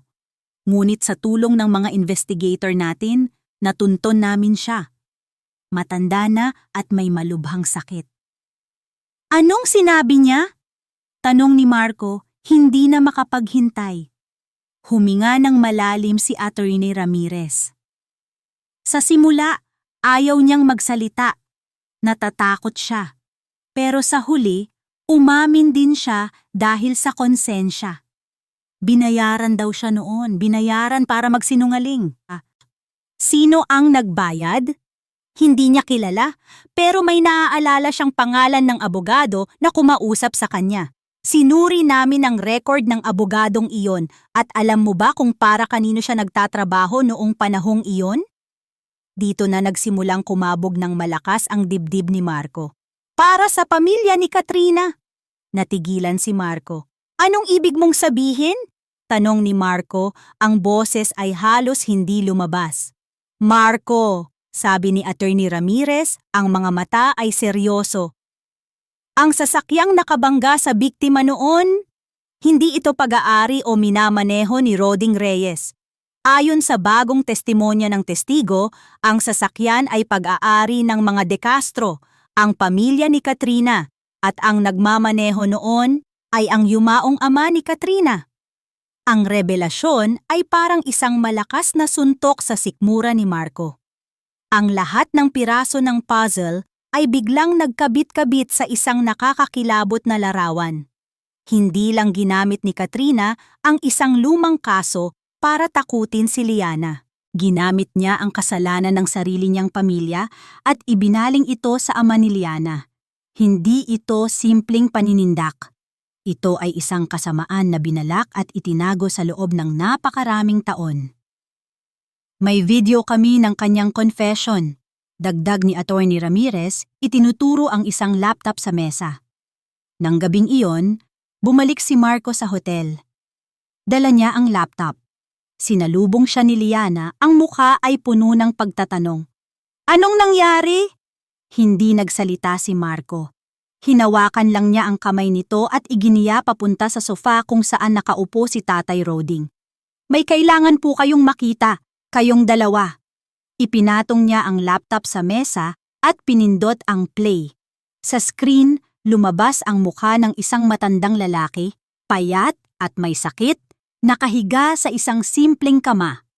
Nagsimula itong magsalita, ang boses ay nanginginig sa pagsisisi. Ikinuwento nito ang lahat. Ang totoong nangyari sa araw ng aksidente, ang sasakyang minamaneho ng ama ni Katrina, ang alok na pera kapalit ng kanyang pananahimik at pagsisinungaling. Habang nanonood, napahawak si Liana sa kanyang bibig. Ang mga mata ay nanlalaki sa hindi makapaniwalang pagkagulat. Si Tatay Roding naman ay napahawak sa kanyang dibdib. Ang mga luhang matagal nang naipon ay nagsimulang bumagsak. Ang bigat na pinasan niya sa loob ng maraming taon, ang kahihiyan, ang takot, ang kasalanang hindi naman niya ginawa, ay sa wakas, nabitawan. Nang matapos ang video, isang mabigat na katahimikan ang bumalot sa silid. Si Liana ay umiiyak ng walang tunog, nakatingin sa kawalan, pilit na pinoproseso ang lahat. Ang buong pundasyon ng kanyang sakripisyo, ang paniniwalang pinoprotektahan niya ang kanyang ama mula sa isang pagkakamali, ay gumuho. Siya at ang kanyang ama ay hindi mga salarin na nagtatago. Sila ay mga biktima. Tumayo si Marco. Ang kalungkutan sa kanyang mukha ay napalitan na ng isang malamig at matigas na determinasyon. Bukas, sabi niya, Pagkakaroon ng emergency board meeting. Bilang general counsel ng kumpanya, obezatel na ang presensya ni Katrina. At doon, sa harap ng lahat ng taong nagtitiwala sa kanya, ipapakita natin ang katotohanan. Tumingin siya kay Liana. Sasama ka sa akin. Nag-alinlangan si Liana. Ang ideya na harapin muli si Katrina ay nagpapadala ng takot sa kanyang buong katawan. Ngunit nang makita niya ang determinasyon sa mga mata ni Marco at ang bagong liwanag sa mukha ng kanyang ama, isang bagong tapang ang umusbong sa kanyang puso. Tumango siya. Sasama ako. Kinabukasan, sa De Villa Holdings Tower, ang hangin sa loob ng malaking conference room ay puno ng tensyon. Ang lahat ng miyembro ng board ay naroroon. Nagtataka kung bakit ipinatawag ang isang biglaang pagpupulong. Pumasok si Katrina. Suot ang kanyang karaniwang business attire. Mukhang kalmado at may kumpiyansa. Nagtaka siya nang makitang wala pang sinisimulan si Marco. Umupo siya sa kanyang pwesto sa tabi ng CEO. Isang maliit na ngiti ang nasa kanyang mga labi na para bang wala siyang alam sa mga nangyayari. Good morning everyone, sabi ni Marco, tumatayo sa harap. Salamat sa pagdalo ninyo sa maikling notisya. Marco, anong meron dito? Tanong ni Katrina. Ang boses ay nagpapanggap na nag-aalala. Ngumiti si Marco, isang ngiting hindi umabot sa kanyang mga mata. Bago tayo magsimula sa ating agenda, sabi niya, may gusto lang akong ipakita sa inyong lahat, isang maikling video. Ibinigay niya ang isang senyas sa kanyang assistant sa gilid. Ang mga ilaw sa silid ay bahagyang dumilim at ang malaking screen sa likod ni Marco ay biglang umilaw. Napakunot ang noo ni Katrina, nagtataka. At sa screen, lumabas ang mukha ng matandang testigo. Sabay-sabay, ang lahat ng mata sa silid ay napalingon kay Katrina. Ang kanyang mukha, na kanina lang ay kalmado, ay biglang namutla na parang isang papel. Ang kanyang mga mata ay nanlaki sa takot. Kasabay noon, ang pinto ng conference room ay dahan-dahang bumukas. Pumasok si Liana, nakatayo ng tuwid. Ang takot sa kanyang mga mata ay napalitan na ng tapang. At sa tabi niya, si Marco. Huminto ang pag-playback ng video. Tumingin si Marco kay Katrina, na ngayon ay nanginginig na sa kanyang upuan. Katrina De Castro, sabi ni Marco. Ang boses ay umalingaw-ngaw sa tahimik na silid, bawat salita ay isang hatol. The game is over.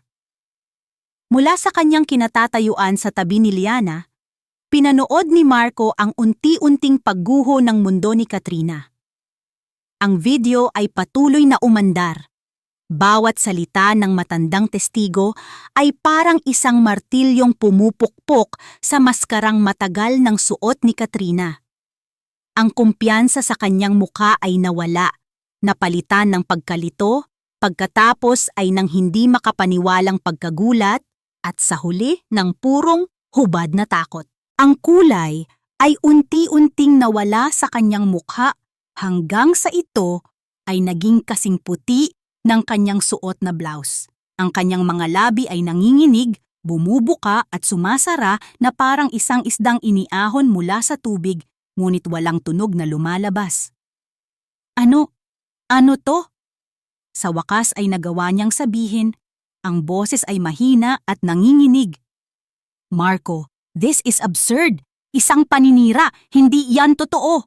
Ngunit ang kanyang mga salita ay walang bigat. Ang lahat ng mata sa silid, ang mga board members na minsan ay humanga sa kanyang talino, ay nakatitig sa kanya. Ang kanilang mga ekspresyon ay pinaghalong gulat at pagkadismaya. Pinatay ni Marco ang video. Sa katahimikan na bumalot sa silid, nagsimula siyang magsalita. Ang kanyang boses ay kalmado, ngunit ang bawat salita ay matalas na parang bubog. 3 taon, panimula niya, ang tingin ay nakapako kay Katrina. 3 taon na ang nakalipas, Bigla na lang nawala si Liana sa buhay ko. Walang paalam. Walang paliwanag. Ang hindi ko alam at ang hindi ninyo alam ay may isang taong gumawa ng lahat para mangyari iyon. Ikinuwento niya ang lahat. Ang paggamit ni Katrina sa kaso ng ama ni Liana bilang panakot para palayuin ito. Ngunit hindi siya tumigil doon. Pagpapatuloy ni Marco, ang boses ay nagiging mas matigas. Nang bumalik si Liana, gumawa na naman siya ng paraan. Gumamit siya ng mga pekeng litrato, pekeng dokumento, para sirain ang pangalan ni Liana sa akin, para ipamukha sa akin na isa siyang manloloko. Hindi totoo yan! Sigaw ni Katrina. Tumatayo na ngayon. Marco, pakinggan mo ako! Mahal kita! Ginagawa ko lang ang lahat para protektahan ka sa kanya. Protektahan ako? Isang malamig na tawa ang kumawala kay Marco. Pinrotektahan mo ako sa pamamagitan ng pagtatago sa akin sa sarili kong mga anak? Pinrotektahan mo ako sa pamamagitan ng paggamit sa isang kasalanan na ang sarili mong pamilya ang may gawa? Ang huling mga salitang iyon ang tuluyang bumasag kay Katrina. Hindi! Ang Jill niya, isang sigaw na hindi na pang-abogado, kundi sigaw ng isang nasisiraan ng bait.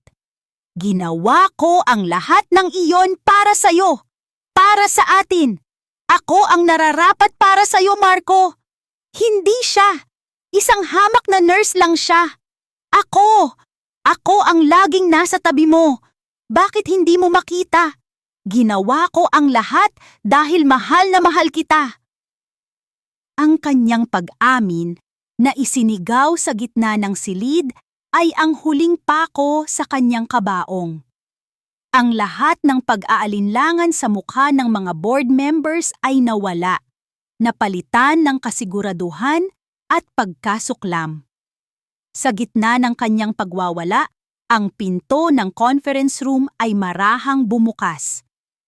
2 unipormadong pulis ang pumasok kasama si Attorney Ramirez. Natigilan si Katrina. Ang kanyang galit ay biglang napalitan ng isang desperadong takot nang makita niya ang mga pulis na papalapit sa kanya. Hindi ninyo pwedeng gawin to sa akin. Bulong niya, umaatras hanggang sa mapasandal siya sa pader na salamin. Marco, please, don't do this. Don't do. Ngunit si Marco ay hindi na nakatingin sa kanya. Ang kanyang atensyon ay na kay Liana, na tahimik na umiiyak sa kanyang tabi. Narinig nila ang malamig na tunog ng pag-click ng posas sa mga pulso ni Katrina. Bago siya ilabas, tumingin siya kay Liana. Isang tingin na puno ng walang hanggang pagkamuhi. Isang huling, walang kapangyarihang banta. Pagkatapos ay inilabas na siya ng mga pulis. Ang General Counsel ng De Villa Holdings inilabas na parang isang ordinaryong kriminal. Nang maisara ang pinto, ang katahimikan sa silid ay mas mabigat pa kaysa kanina. Isa-isang nagsitayuan ang mga board members, walang masabi, at marahang lumabas. Iniwan sina Marco at Liana na mag-isa sa malawak na silid. Nang sa wakas ay sila na lang ang natira, humarap si Marco kay Liana. Hinawakan niya ang mukha nito at marahang pinunasan ang kanyang mga luha gamit ang kanyang mga hinlalaki. Tapos na! Bulong niya. At sa mga salitang iyon, isang malakas na hikbi ang kumawala kay Liana. Niyakap niya si Marco ng napakahigpit, isinubsob ang kanyang mukha sa dibdib nito, at doon ibinuhos ang lahat ng sakit, takot, at pagtitiis na kinimkim niya sa loob ng 3 taon. Niyakap din siya ni Marco pabalik. Isang bigat na tila 3 taon niyang pinasan ang sa wakas ay nabitawan mula sa kanyang mga balikat. Sa unang pagkakataon, naramdaman nila ang tunay na kalayaan, ang kalayaan na magmahal ng walang takot. Kinahapunan, nagpunta sila sa ospital. Na-discharge na si Tatay Roding, ngunit hinintay nila ito. Dala ni Atty. Ramirez ang isang opisyal na dokumento mula sa korte, isang formal na paghingi ng tawad mula sa Estado at isang deklarasyon na ganap ng nililinis ang pangalan ni Roding Reyes sa anumang pagkakasala. Inabot ni Marco ang sulat kay Tatay Roding. Nanginginig ang mga kamay ng matanda habang binabasa ito. Nang matapos siya, tumingin ito kay Marco. Ang mga mata ay puno ng luha ng pasasalamat. "Salamat, hiho," sabi ni Tatay Roding. Ang boses ay basag. "Salamat sa pagbabalik ng dangal na matagal nang ninakaw sa akin." Tumayo ang matanda at inilagay ang kamay ni Liana sa ibabaw ng kamay ni Marco. "Ngayon," sabi nito, "alagaan mo na ang anak ko at ang mga apo ko. Kayo na ang magtuloy ng kwento." Ilang buwan ang lumipas. Ang hangin ay nagbago. Ang dating bigat sa dibdib ni Liana sa tuwing gigising siya sa umaga ay napalitan ng isang magaan na pakiramdam ng pasasalamat. Ang takot ay napalitan ng kapayapaan. Isang Sabado ng hapon, habang binabaybay nila ang isang mahabang highway patimog, ang loob ng sasakyan ni Marco ay puno ng tawanan. Sina Liam at Lia ay masayang kumakanta sa likod, habang si Tatay Roding ay natatawa na lang sa kalikutan ng kanyang mga apo. "Are we there yet, Papa?" tanong ni Liam sa ikasampung pagkakataon. "Almost there, champion!" natatawang sagot ni Marco, isang kamay sa manibela at ang isa ay nakahawak ng mahigpit sa kamay ni Liana. Napangiti si Liana habang pinagmamasdan ang kanyang pamilya. Ang eksenang ito, simple, masaya, normal, ay isang bagay na sa panaginip na lang niya inaasahang mangyari. Ang sakit ng nakaraan ay naroon pa rin, isang peklat na hinding-hindi na mawawala, ngunit hindi na ito masakit. Isa na lang itong paalala ng lahat ng kanilang pinagdaanan at nalampasan. "Malapit na tayo sa surprise ko," bulong ni Marco sa kanya. Isang makahulugang ngiti ang nasa kanyang mga labi. Pagkatapos ng ilang oras, lumiko sila mula sa highway papasok sa isang pribadong daan na napapaligiran ng mga puno ng niyog. Sa dulo ng daan, bumungad sa kanila ang isang malawak na gate na bakal. Bumukas ito ng kusa. At sa pagpasok nila, natigilan si Liana. Sa harap nila, nakatayo ang isang bahay. Hindi lang basta isang bahay. Isang modernong bahay na gawa sa salamin at kahoy, na may malawak na veranda at isang infinity pool na nakaharap sa dagat. Ang buong paligid ay napapaligiran ng isang hardin na puno ng mga paborito niyang bulaklak. "Marco," bulong niya, hindi makapaniwala. Ito yung... Ang bahay na ikinuwento mo sa akin noon." Pagpapatuloy ni Marco, ang boses ay puno ng lambing. "Ang pangarap mong bahay sa tabing dagat." Naalala niya ang isang gabi, noong sila pa, habang nakaupo sila sa isang bench at pinagmamasdan ang mga bituin. Ikinuwento niya rito ang kanyang simpleng pangarap. Isang bahay kung saan maririnig niya ang alon sa kanyang paggising. Isang hardin kung saan pwede siyang magtanim. Isang lugar na payapa. Hindi niya akalain na sa lahat ng pinagdaanan nila, hindi nito iyon nakalimutan. Bumaba sila ng sasakyan. Agad na tumakbo ang kambal sa malawak na damuhan. Naiwan silang dalawa ni Marco na nakatayo, pinagmamasdan ang ganda ng lugar. "Paano?" tanong ni Liana. Ang mga luha ng pasasalamat ay nagsisimula ng mamuo sa kanyang mga mata. "Sinimulan ko itong ipatayo 1 taon, pagkatapos mong umalis," pag-amin ni Marco. "Baliw na akong baliw, pero ito ang naging pag-asa ko. Sabi ko sa sarili ko, tatapusin ko to dahil babalik ka. At dito, sa bahay na to, bubuuin natin ulit ang pamilya natin." Niyakap niya si Marco ng mahigpit. Walang salita ang sapat para ipahayag ang nararamdaman niya. Kinahapunan, habang papalubog na ang araw at naglalaro ang mga bata kasama ang kanilang lolo Roding sa may dalampasigan, hinila siya ni Marco para maglakad sa tabi ng dagat. Ang langit ay pinintahan ng kulay kahel at rosas. "Liana," sabi ni Marco, huminto sila sa paglalakad. Noong nawala ka, gumuho ang mundo ko. At noong bumalik ka, sinira ko ulit ito dahil sa galit at pagdududa. Walang araw na hindi ko pinagsisisihan ang sakit na idinulot ko sa'yo. Marco, tapos na yon. Hindi pa, putol nito. Kailangan mong malaman na sa bawat araw na lumipas, ikaw pa rin ang hinahanap ko. At ngayong nandito ka na, ngayong nandito na ang mga anak natin, hindi ko nahahayaang may isa pang pagsikat ng araw na hindi tayo opisyal na isang pamilya. Sa harap ng papalubog na araw, dahan-dahang lumuhod si Marco sa buhanginan. Ang puso ni Liana ay tila tumigil sa pagtibok. Mula sa kung saan, tumakbo palapit sina Liam at Lia. May dala silang isang maliit na kahon na gawa sa kahoy. Inabot nila ito sa kanilang ama. Binuksan ni Marco ang kahon. Sa loob, isang singsing na may simple ngunit napakagandang diamante ang kumikinang. "Liana Reyes!" sabi ni Marco, ang kanyang mga mata ay nangingilid sa luha. Sa harap ng dagat na saksi sa mga pangarap natin at sa harap ng mga anak natin na bunga ng pagmamahalan natin, will you marry me? Sa pagitan ng kanyang mga hikbi at ngiti, sa gitna ng tunog ng alon at ng tawanan ng kanyang mga anak, isang salita lang ang lumabas mula sa bibig ni Liana. Oo! Makalipas ang isa pang buwan, sa parehong dalampasigan, sa harap ng kanilang bagong tahanan, naganap ang isang kasal. Simple lang ito, walang magarbo na selebrasyon. Sila lang si Tatay Roding at iilang malalapit na kaibigan. Nakayapak sila sa buhanginan. "Ako si Marco," sabi niya habang isinusuot ang singsing sa daliri ni Liana. "Ay nangangakong pupunuan ng pagmamahal ang bawat araw na ninakaw sa atin ng nakaraan.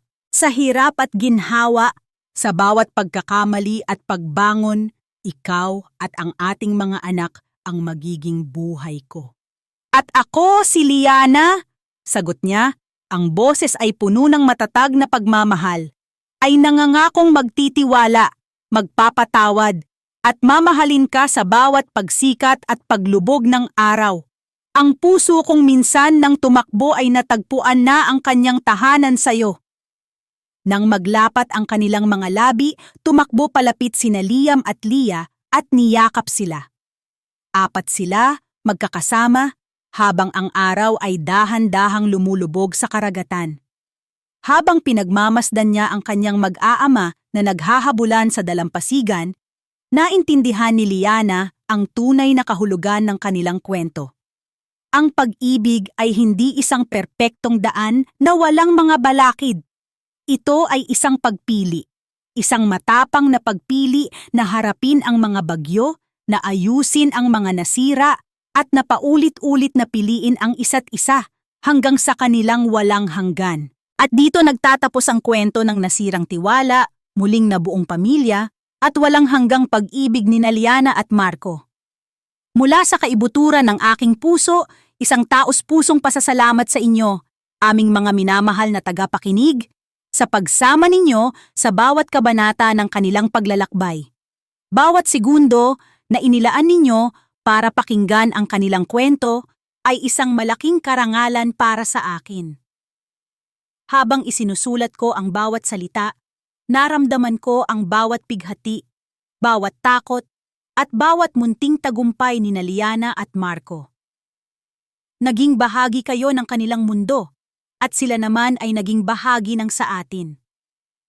Ang kanilang kwento ay isang paalala na ang buhay ay hindi perpekto, at minsan, ang mga taong pinakamamahal natin ang siyang pinakanakasasakit sa atin.